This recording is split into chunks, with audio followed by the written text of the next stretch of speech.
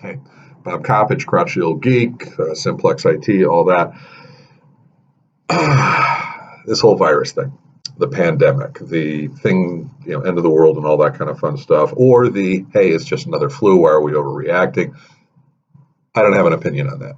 My opinion is, or I should say, my opinion is actually listen to the experts, the people who actually deal with this stuff on a regular basis, and not those who are necessarily there to make it sound like it's the end of the world or that there's absolutely nothing going on.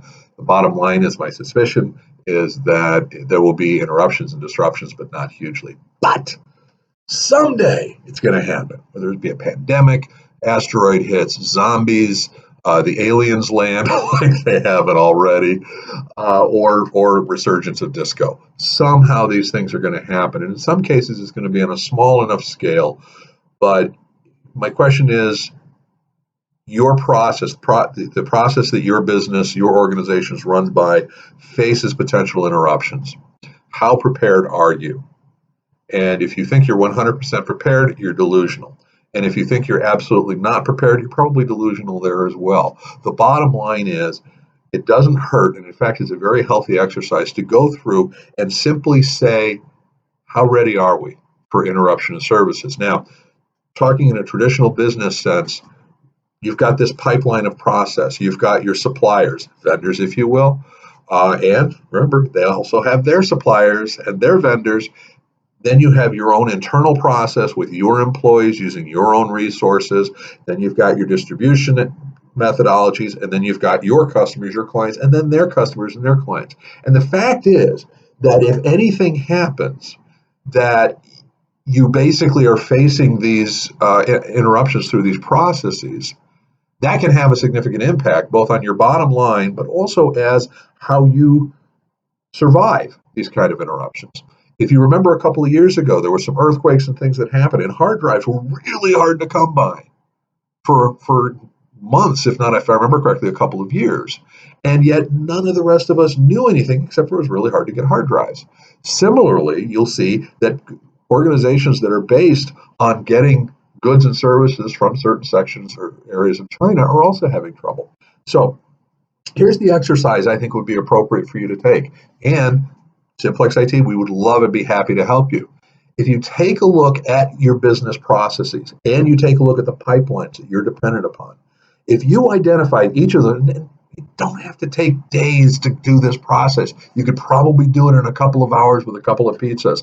I like pepperoni and sausage, just me. But anyway, if you take a look at the process and the parties who you're dependent upon, what's the likelihood of interruption, short-term, medium-term, long-term? And that can be based on either their geographical location regarding the whole pandemic. That can also be based on the health of your providers in terms of how fiscally healthy they are, or anything along those lines. But what's the likelihood of interruption? And then what's the severity? What's the impact on your part in terms of your ability to deliver goods and services? And then are there proactive steps you can do, whether it be accumulation of inventory, whether it be communicating to your partners, to your customers, your clients, that there may be issues, all that kind of fun stuff. And then what would you do in a reactive standpoint in terms of if this did happen, how would we handle it? The worst time to learn CPR is when someone else is having a heart attack. So if you can actually do some of these thought experiments with some of the key people within your organization. What would we do if? And then including for your employees, what would we do if, and let's use the pandemic, potential pandemic as an example. What would you do in terms of reshuffling your employees if suddenly you needed to have your employees work from home? Do you have the technology? Do you have the business? Do you have the way to track that they're actually being productive? Is it worth doing that? And now's the time to at least have the discussions so you can talk about what your options are and what your needs are. Because you may be able to find that with some relatively simple changes in policy and procedures, some relatively simple changes in terms of additional technology, you actually can do things that will make it much easier. But the worst thing is to be in that situation where you wake up one morning and disco fever is real and you don't have a plan. So get your folks together, go through your various processes, whether it be from your services, your providers, or your clients, or your employees. What are the likelihoods? What are the severities of there being interruption of services? And then what are the proactive and reactive steps that you can do?